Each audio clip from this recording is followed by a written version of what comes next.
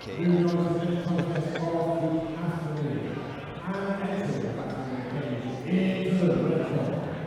Make some noise for RAFAL Borkowski. RAFAL Borkowski in this welterweight fight representing the Hussars gym, and he's rocking. Ooh, look at that, he's got the Gladiator Promotions belt in his picture. Ooh, very good, that's a good photo. Yeah, coming in 2-2 is RAFAL Borkowski. I was watching one of his more recent fights. I was so impressed with his dirty boxing. So, Steve, what is dirty boxing for our listeners at home? This is a weird phrase. It's just not washing. Going box, isn't it? That's a poor explanation. It is a poor explanation. It's essentially any of those, like I used to call it hockey fight, but grabbing a hold of somebody and just, raining uppercuts and being right, instead of right in the pocket with both your hands down, cupping them around the head, getting yourself a collar tie or something like that, and absolutely bashing them with punches, right? So he's on the inside making it dirty. And he also has a really good clinch game. He looks like quite the classic Thai boxer in his clinch game. He'll tie you up, and really good against the cage with it as well, which we don't always see here on Battle Arena. Sometimes that's a lot of gyms' weak point is the cage work, but it seems to be quite a strength for RAFAL Borkowski. And yeah, the Golden Ticket Pride Promotions fighter as well, where he had a very close fight against Zana Kalari. And what an exciting fight that was. And he's just one of those fighters he's happy he's not going to outpoint his opponent. He's going to throw a little bit of caution to the wind, put himself in danger, trying to land that knockout shot himself. And one of the most exciting fighters on this card. So he's looking for finishes. Yep. And looking super conditioned as well.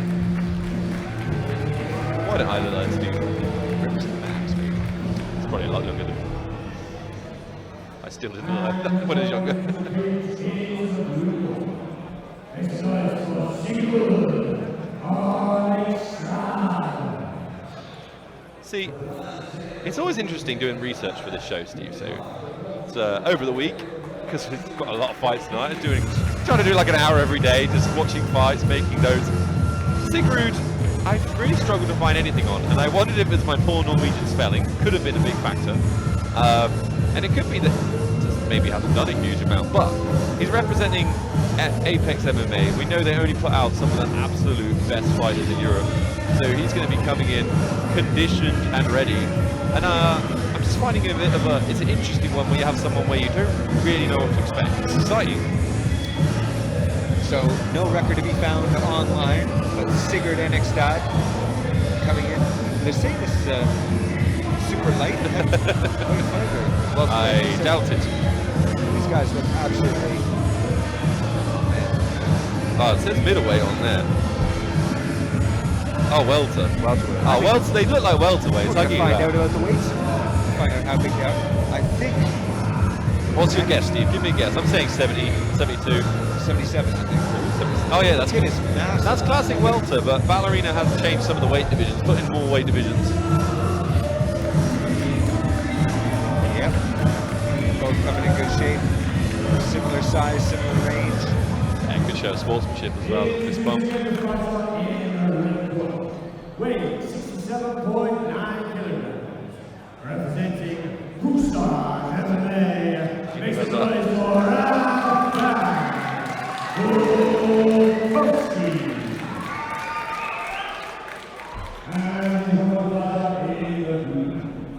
Weight 67.9 kilograms. Representing Apex MMA. Make some noise for Sigurd Annexstad. What were those weights, Steve? 77 kilos. 77. So we got RAFAL Borkowski in the blue Eric's Fight Gear shorts, available from ericsfightgear.com, and Sigurd Annexstad in the black shorts. This would be really interesting to see how this starts off and starts carrying on. Who's gonna be the more aggressive fighter? We saw that really play out well in the Maisie Bell, and a first off fight. I'm expecting RAFAL to kind of look to close the distance and work on the insides. He's had a lot of success with it in the past. Hands quite low for Annexstad. Yeah, looking for a big left hook right there, but oh! Annexstad aggressive. There's that dirty boxing you were talking about, Borkowski. Yep. Yeah, interesting as well. He's really tying up these underhooks instead of fighting for it. There we go. It's a bit more like it from RAFAL BORKOWSKI, pummeling for underhooks of own. He's going to be looking to turn him just like that, Steve. Annexstad was grabbing the fence as well. Yeah, good bit of cheating. You can get away with a couple of those. Once or twice.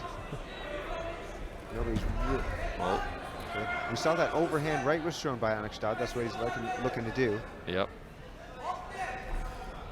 Well, that left hook has got some whip on it for BORKOWSKI. And that was mostly just from the upper body too, so he's definitely strong. Oh. Ooh, I saw Annexstad's head slap back a bit. Yeah, BORKOWSKI sat down that right. A little bit slow, that spinning back kick, but I like it. Definitely shows some variety. Now he's chewing up the lead leg. This is where we've seen a lot of success for. Oh, nice little trip attempt. I think it's called Soto Tosh in Japanese, that takedown. Show off my knowledge here. BORKOWSKI trying to look for the takedown. Picking up that single. Happy to punch there and put himself out of position for the big double Oh. from BORKOWSKI. Power from BORKOWSKI. Huge takedown from BORKOWSKI. Puts him in the middle of the cage as well, away from the cage to be able to use for Annexstad to try and stand up.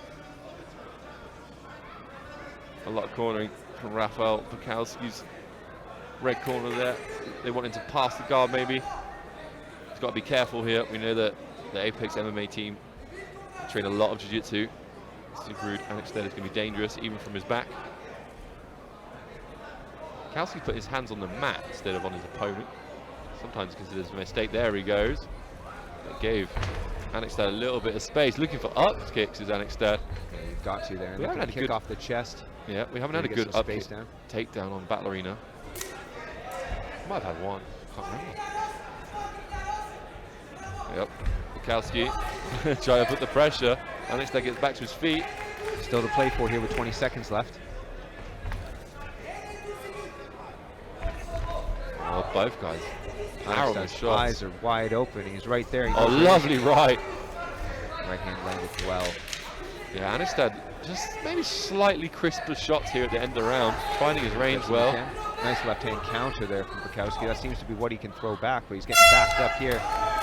BORKOWSKI just a little bit predictable now. Everything is countered with a left hook. It's nice and easy. 1-2s down the middle from Annexstad, but BORKOWSKI has a lot of success there with the double leg. Sets it up really well. Very, very, very interesting round one. Evenly matched fight as well. I mean, probably Annexstad a little bit better the striking exchange at the end, fractionally better. But RAFAL BORKOWSKI had that huge takedown, Yeah, but it was unable to do anything with it really. Once Yeah, it got didn't even down. land a shot really there from that position. So he's more or less happy to throw kicks on the outside of the guard. Yeah, and it's what we've seen from BORKOWSKI before. He wants to. He's really good in that in-close, dirty boxing range. When Annexstad could keep it a little bit longer, it's where he was having success. Just adjustments here from. If Annexstad can stay on the outside, a little bit more footwork, stay long, and if maybe BORKOWSKI could set up some shots, get on the inside, a bit more pressure. This is a clash of styles. They both look tight. Yeah, both of them look like they gave a lot in that round. Not even sure who looks fresher. Let's see who's maintained the range. I don't like that. Annexstad's mouth is open. Yeah, keeps his hands down as well, but brings them up fast. Really throws out that two after the one very quickly. Walking him down a bit.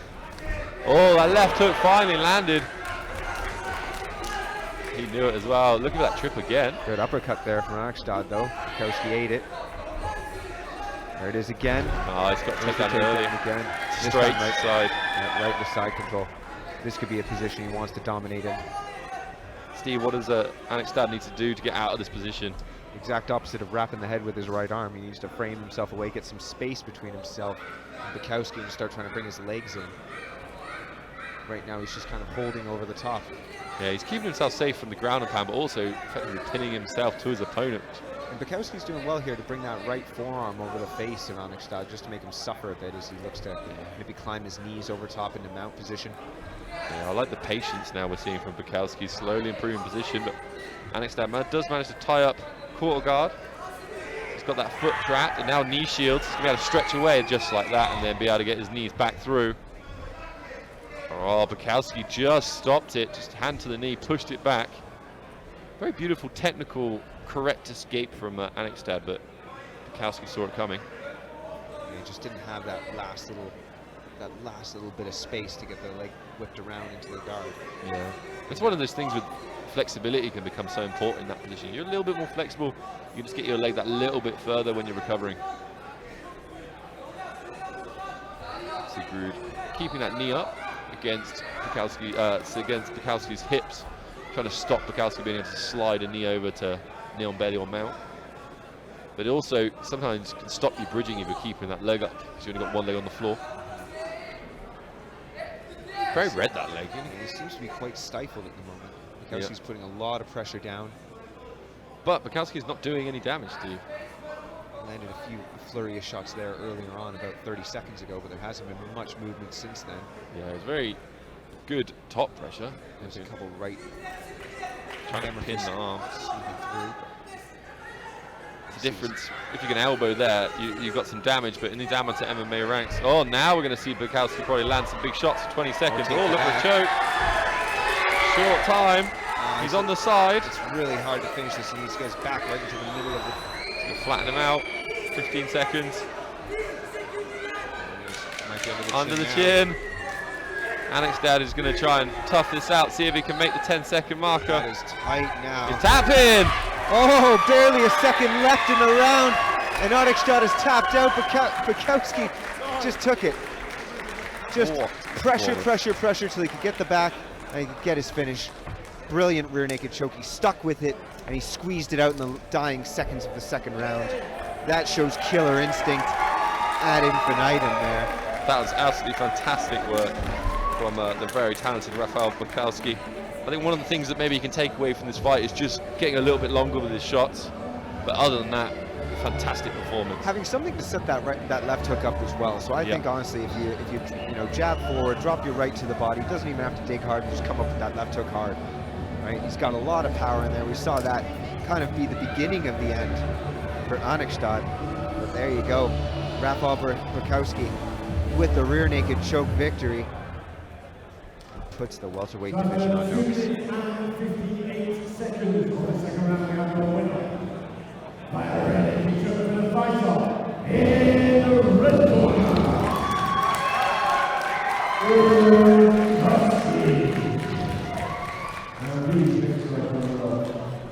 Sigurd Annexstad.